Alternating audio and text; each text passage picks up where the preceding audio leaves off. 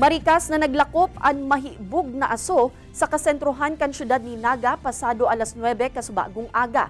Gikan ang aso sa nasusulong generator kan sarong edipisyo sa may hampangan kan Plaza 15 Martires sa Elias Angeles Street.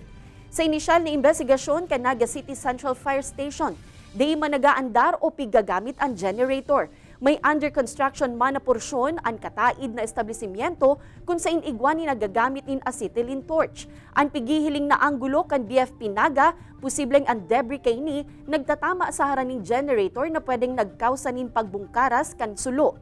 Alagad sa presente, padagos pa ining pigi-imbestigaran asin pigkukumpirmar kan mga otoridad.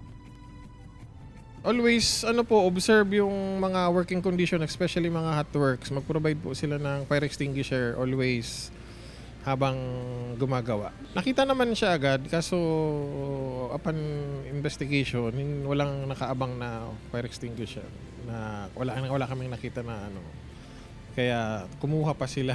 may delay.